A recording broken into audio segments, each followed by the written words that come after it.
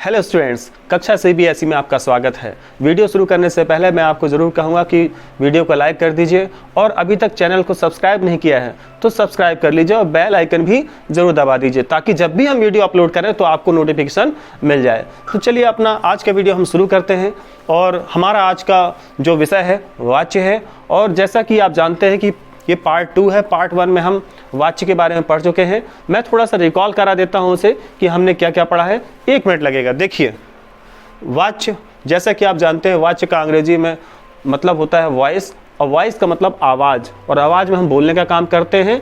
और यही बोलने से हमने ये समझा था कि जो वाच्य है बोलने का विषय है और ये बोलने का काम 3 तरीकों से होता है और उन 3 तरीकों को हमने समझ लिया था और ये भी समझ लिया था कि वही 3 तरीके ही वाच्य के 3 प्रकार हैं। उन्हीं प्रकारों को आज हम जानेंगे कि कैसे पहचानें, कैसे सेंटेंसेस में ये पहचानें कि ये कर्तृवाच्य है, ये कर्मवाच्य है और ये भाववाच्य है। तो सबसे पहले देखते हैं हम कि कर्तृवाच्य कैसे पहचानें। इसकी शॉर्ट ट्रिक्स है। इसमें देखिए, हम पहला तरीका ये सकर्मक अकर्मक है, दूसरा तरीका है ने और शून्य कारक, और तीसरा तरीका आपको यहाँ पर दिख रहा है। इन 3 तरीकों से ही हम इन तीनों प्रकारों को समझेंगे कि कौन सा प्रकार कैसे पहचाना जाए। तो सबसे पहले देखते हैं कर्तृवाच्य। कर्तृवाच्य में देखिए कैसे पहचानेंगे। सेंटेंस पढ़कर कैसे पहचानेंगे कि ये सेंटेंस कर्तृवाच्य का ही है। सेंटेंस को पढ़कर कैसे पहचानेंगे ये सेंटेंस कर्तृवाच्य का ही है। देखिए, सबसे पहले हमें देखना पड़ेगा कि सकर्मक क्रिया है कि अकर्मक क्रिया है। सेंटेंस में क्रिया सकर्मक है या अकर्मक। देखिए, ये क्रिया है और यहाँ भी एक क्रिया है। ये क्रिया सकर्मक है या अकर्मक, इसको जानकर हम पहचान जाएंगे कि ये कर्तृवाच्य का सेंटेंस है। देखिए, अब आपको यदि नहीं पता है कि सकर्मक क्रिया क्या होती है, अकर्मक क्रिया क्या होती है, तो 2 मिनट में आपको बिल्कुल बता देता हूं मैं। देखिए, सा धन कर्म और दूसरा है आधन कर्म। तो इस तरह से आप देखिए, सकर्म जो कर्म के साथ हो, अकर्म जो कर्म के साथ ना हो। देखिए, कर्तृवाच्य में क्रिया जो होगी आपकी सकर्मक भी होगी और अकर्मक भी होगी। इस बात का ध्यान रखिए, कर्तृवाच्य में क्रिया आपकी सकर्मक भी होगी और अकर्मक भी होगी। अब ये कैसे पहचानिए कि क्रिया सकर्मक होगी कि अकर्मक। आपको ये 2 शब्द, एक है क्या और एक है किसको, ये 2 शब्द हैं। ये 2 शब्द कहाँ रखने हैं? इस क्रिया के साथ रखने हैं। जैसे एग्जाम्पल के लिए, रामू भोजन खाता है, रामू भोजन खाता है। आपको ये 2 शब्द, पहला ये, दूसरा ये। खाता है तो क्या खाता है? भोजन खाता है। किसको खाता है? भोजन को खाता है। अगर इन 2 शब्दों के आंसर, इन 2 शब्दों के उत्तर आपको इस सेंटेंस में मिलता है, किसी भी सेंटेंस में मिले आपको, तो समझ जाइए कि वहां पर क्रिया सकर्मक है। इस तरह से आप पहचान जाएंगे कि वो कर्तृवाच्य है। दूसरा ये है कि अगर इन दोनों के उत्तर नहीं मिलते हैं तो वहां समझ जाइए क्रिया अकर्मक है। जैसे एग्जाम्पल के लिए यहां पर देखिए, सीता सोती है, सीता सोती है। क्या सोती है? नहीं पता क्या सोती है। किसको सोती है? ये भी नहीं पता है। तो जहां आंसर ना मिले इन दोनों के, तो वहां पर अकर्मक क्रिया होती है। तो अब आप कहेंगे कि अकर्मक और सकर्मक का क्या मतलब है यहाँ पर। अगर आपको नहीं आया समझ में तो आगे देखिए, आपको समझ में आ जाएगा। अब देखिए कि कर्तृवाच्य में पहचान क्या है, सेंटेंस को कैसे पहचाने कि कर्तृवाच्य का है कि कर्मवाच्य के भाववाच्य का। तो अगला स्टेप ये है कि अगर ये स्टेप समझ में नहीं आया तो ये समझ लीजिए यहाँ पर कि वहाँ पर ने विभक्ति होगी, ने विभक्ति हो सकती है। हालांकि यहाँ एग्जाम्पल में हमारे नहीं है ने विभक्ति, लेकिन हम एक सेंटेंस लिखते हैं, रामू ने भोजन खाया। रामू ने भोजन खाया, यहां देखिए ने विभक्ति है। अब ऐसा भी हो सकता है कि ने विभक्ति ना हो, शून्य कारक हो, मतलब कोई भी कारक ना हो, जैसा कि यहां पर है। ऐसा भी हो सकता है। अभी भी अगर आपको समझ में नहीं आया तो तीसरे तरीके से आपको जरूर समझ में आ जाएगा। तीसरा तरीका क्या है? तीसरा तरीका है कि क्रिया जो है वो इसके अनुसार होगी, क्रिया कर्ता के अनुसार होगी। सबसे बेस्ट तरीका है ये समझने का कि क्रिया कर्ता के अनुसार होगी, और जहां क्रिया कर्ता के अनुसार हो वहां पर कर्तृवाच्य होता है। जहां पर क्रिया कर्ता के अनुसार हो वहां पर कर्तृवाच्य होगा। जैसे एग्जांपल के लिए रामू भोजन खाता है, रामू भोजन खाता है। अगर यहां पर रामू की जगह सीता होती तो सीता भोजन खाती है, मतलब इसका भी जो लिंग है वो चेंज हो जाता, इसका भी लिंग चेंज हो जाता। जैसा कि यहां पर लिखा है क्रिया के जो लिंग है, इसके लिंग है या वचन है, एक number singular number plural number, मतलब एक वचन बहुवचन। अगर ये एक वचन में है तो ये भी एक वचन में है, अगर ये पुल्लिंग में है तो ये भी पुल्लिंग में, अगर ये बहुवचन में है तो ये भी बहुवचन में। तो कुल मिलाकर ध्यान ये देना है, जो यहाँ पर लिखा है ग्रामेटिकल लैंग्वेज हम पढ़ते हैं और जो व्याकरण की भाषा में वहाँ परिभाषा जो होती है उस परिभाषा के अनुसार ऐसा मिलता है आपको। अधिकांश किताबों में ये मिलेगा आपको, और ये जो समझना है वो बहुत कठिन होता है। उसको छोड़कर हम केवल इतना समझ लें कि इसका कर्ता के साथ क्रिया का अगर एग्रीमेंट सही बैठता है, कर्ता के साथ क्रिया का एग्रीमेंट सही बैठता है तो समझ जाइए कि वहां पर कर्तृवाच्य है, वहां पर कर्ता कारक है, और जहां कर्ता कारक है वहीं पर कर्तृवाच्य है। इतना ध्यान रखना, और इसको ज्यादा समझने की जरूरत नहीं है, इससे हमारा कंफ्यूजन और बढ़ जाएगा। तो इन तीन तरीकों से आप समझ सकते हैं, जिसमें बेस्ट तरीका ये है कि सब्जेक्ट और वर्ब का अगर एग्रीमेंट सही बैठता है, मतलब कर्ता जैसा है वैसा क्रिया भी रहे, तो समझ जाइए वहां पर कर्तृवाच्य है। आगे देखिए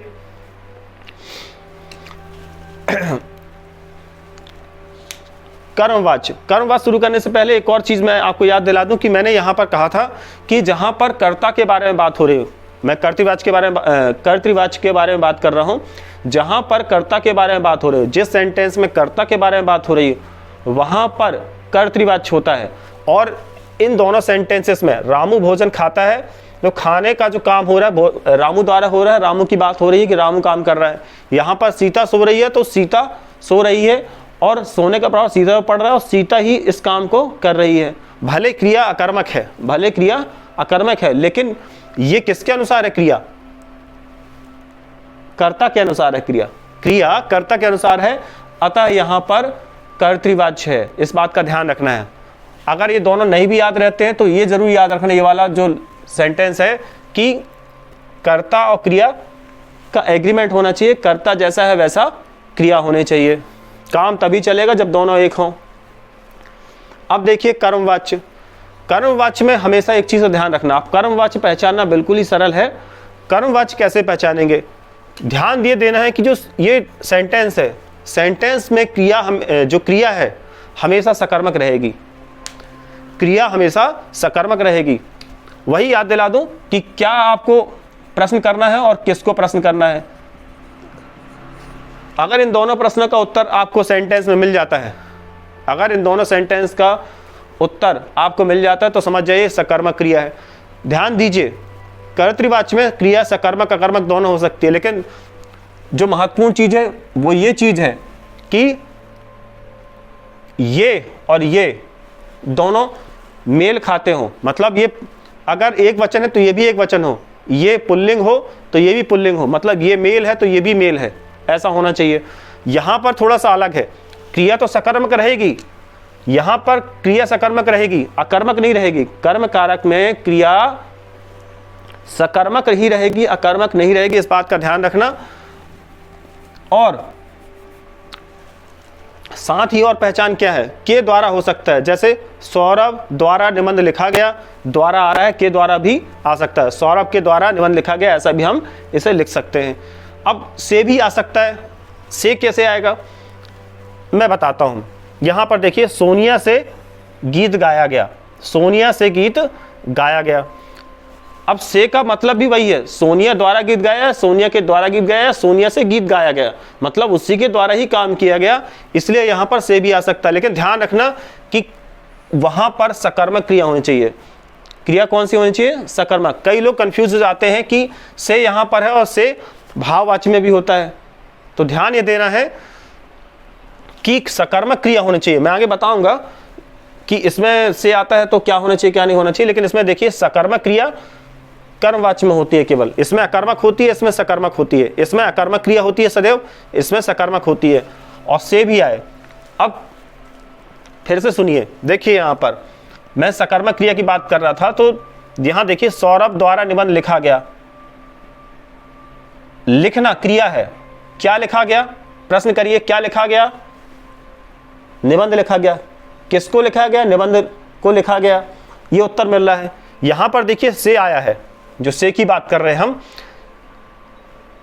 गाना, गाना गाया गया, गाया गया, क्या गाया गया, प्रश्न करिए क्या गाया गया, गीत गाया गया। किसको गाया गया, गीत को गाया गया। इस आधार पर यहां पर सकर्मक क्रिया है, और जहां पर सकर्मक क्रिया होती है और के द्वारा या से मिले तो वहां पर कर्म कारक होता है। एक और है, कर्ता यदि निर्जीव हो, कर्ता यदि निर्जीव हो और वो काम कर रहा हो तो वहां भी कर्म कारक होता है। फॉर एग्जाम्पल सड़क बन रही है, सड़क निर्जीव है, सड़क निर्जीव है। अब देखिए सड़क निर्जीव, एक और एग्जाम्पल है, पतंग उड़ रही है, इसको उड़ाने वाला यहाँ पर है नहीं है, लेकिन कोई तो उड़ा रहा होगा, किसी के द्वारा तो उड़ाई जा रहा होगा, सड़क किसी के द्वारा तो बनाई जा रही होगी। तो जो द्वारा है अंडरस्टूड है और निर्जीव है यहाँ पर कर्ता, तो यहाँ पर भी आपका कर्म कारक होगा। तो तीन चीजें आपने देख ली, सकर्मक होना चाहिए क्रिया, के द्वारा या से होना चाहिए, कर्ता निर्जीव होना चाहिए। अगला फिर वही है जो यहाँ पर है वो यहाँ पर है, लेकिन यहाँ पर थोड़ा सा अलग है। यहाँ पर कर्ता प्लस क्रिया, इन दोनों का गठबंधन हो रहा था, ये दोनों साथ में आ रहे थे, मतलब ये इसके अनुसार रहेगी, ये क्रिया इसके अनुसार रहेगी।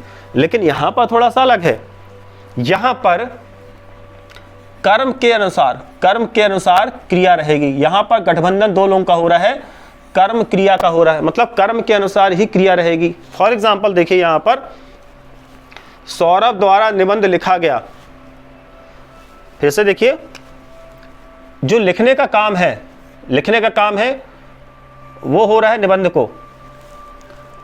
अगर यहां पर होता सौरभ द्वारा निबंध लिखा गया, अब यहां पर निबंध की जगह अगर मैं कहानी कर दूं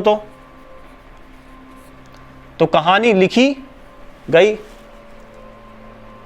जो कहानी है हमारी और या जो निबंध है हमारा, ये कर्म है, ये कर्म है, और कर्म के अनुसार ही ये क्रिया रहेगी। तो अगर ये स्त्रीलिंग है तो ये भी स्त्रीलिंग, ये पुल्लिंग है तो ये भी पुल्लिंग, ये एक वचन में तो ये भी एक वचन में, ये बहुवचन है तो ये भी बहुवचन में। तो कर्म और क्रिया का संबंध एक सा रहेगा, कर्म और क्रिया का एग्रीमेंट रहेगा, तो वहां पर कर्म कारक होगा। ये पहचानने का और भी सबसे सरल तरीका है। लेकिन जहां कंफ्यूजन होती है तो वहां पर इसको भी अप्लाई करके देख लेना चाहिए और इसको भी अप्लाई करके देख लेना चाहिए। जहां से आ रहा है तो वहां अप्लाई कर लेना चाहिए कि वहां क्रिया कैसी है, सकर्मक है या कर्मक। तो यहां पर इतनी चीजें हो गई। उम्मीद है अभी तक आपको समझ में आ रहा होगा। अगला देखते हैं हम भाववाच्य। अगर आप और भी एग्जाम्पल देखेंगे तो और भी आपको मिल जाएंगे आपकी पुस्तकों में। अगला देखिए भाववाच्य। भाववाच्य में अकर्मक क्रिया होती है, सदा अकर्मक क्रिया होती है। ध्यान दीजिए, भाववाच्य में सदा अकर्मक क्रिया होती है। मतलब अपवाद हो सकते हैं इसके, लेकिन आपको अधिकांशतः आपको परीक्षाओं में जो भी प्रश्न पूछे जाएंगे, स्पेशली 10वीं या 11वीं 12वीं में, यहाँ पर सदा अकर्मक क्रिया के ही प्रश्न आते हैं और वही पूछे जाते हैं। अन्य प्रतियोगी परीक्षाओं में अपवाद ज़्यादा आते हैं, जिनके बारे में हम अगले पार्ट में हम बात करने वाले हैं। तो भाववाच्य में सदैव अकर्मक क्रिया होती है। अकर्मक क्रिया मैं आपको बता चुका हूँ कि अकर्मक क्रिया क्या है। क्या और किसको आप प्रश्न करेंगे, अगर उन प्रश्नों का उत्तर नहीं मिलता तो समझ जाइए वहां पर अकर्मक क्रिया है। ठीक है। अब अकर्मक क्रिया के अलावा भी और भी बहुत सारी चीजें हैं जो आपको देखनी है। देखिए यहां पर से आता है, यहां भी आया से, लेकिन यहां का से और यहां के से में एक अंतर है। यहां सकर्मक क्रिया होगी और यहां पर क्रिया अकर्मक होगी। कंफ्यूज मत होना। आप स्क्रीनशॉट ले सकते हैं, स्क्रीनशॉट लीजिए। स्क्रीनशॉट नहीं लेना है तो वीडियो रिवाइंड करिए और उसके बाद देखिए। अगर उसके बाद भी नहीं आ रहा है तो आप कमेंट करिए कमेंट बॉक्स में, आपको वहां पर आंसर जरूर मिलेगा। अगर आप पर्सनल एसएमएस करना चाहते हैं तो व्हाट्सएप नंबर वहां पर आपको दे दिया जाएगा, आप वहां से व्हाट्सएप कर सकते हैं और पूछ सकते हैं क्वेश्चन। तो यहां देखिए, यहां पर भाववाच्य में भाव ही प्रमुख होते हैं, भाव ही प्रमुख होते हैं, ज़्यादा कोई भी चीज़ प्रमुख नहीं होती है। इसमें ज़्यादा समझने की जरूरत नहीं है। कैसे नहीं है आप एग्जाम्पल के थ्रू समझेंगे, लेकिन फिलहाल ये परिभाषा जो आती है व्याकरण में लिखी होती है अधिकांश किताबों में, उन किताबों में के अनुसार देखिए, क्रिया एक वचन पुल्लिंग अन्य पुरुष, जो क्रिया होगी एक वचन में होगी, पुल्लिंग में होगी और अन्य पुरुष। अब ये तो आपको समझना पड़ेगा कि एक वचन क्या है, पुल्लिंग क्या है और अन्य पुरुष क्या है। तो इन तीन में होगी क्रिया। इसका भी ध्यान रखना है आपको, इसका भी रखना है, नहीं का भी रखना है। भाव फीलिंग प्रमुख होती है इसलिए भाववाचक नाम है। और क्रिया किसमें होगी, इसमें होगी, इसमें होगी और इसमें होगी। इतना सब भी ध्यान नहीं रखना है, तो ध्यान ये रखना है, इन तीन चीजों का रखना है ध्यान। अगर आपको पूरे अंक चाहिए तो आपको हर एक नियम को देखना पड़ेगा, जितनी भी ट्रिक्स है, पहली दूसरी तीसरी या चौथी जितनी भी है, उन सबको देखना पड़ेगा, तभी आप 100% मार्क्स प्राप्त कर पाएंगे किसी भी पर्टिकुलर टॉपिक में। तो एग्जाम्पल देखिए यहाँ पर, सोहन से चला नहीं जाता है। जैसा कि मैंने कहा, भाववाच्य में अधिकांश सेंटेंस जो होते हैं अकर्मक क्रिया वाले होते हैं और उसमें नहीं का प्रयोग ज़्यादा होता है। भाववाच्य में अधिकांश मतलब 99%, 99.9% जो वाक्य होते हैं वह कर्मक क्रिया में होते हैं, उसमें नहीं जरूर आता है। तो यहां देखिए, सोहन से चला नहीं जाता, सोहन से चला नहीं जाता मतलब सोहन चल नहीं सकता, सोहन कांट वॉक। सोहन से चला नहीं जाता, ये आता है आपकी चलना है, इसके अनुसार रहेगी, इन तीन के अनुसार रहेगी।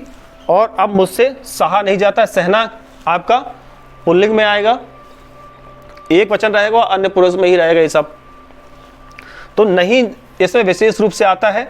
और जो से वाला है, ऐसे सेंटेंस भी आते हैं जिसमें नहीं नहीं होता है। नहीं जो है वो ऐसे सेंटेंस भी होते हैं जिसमें नहीं नहीं होता है, केवल से होता है, केवल से होता है।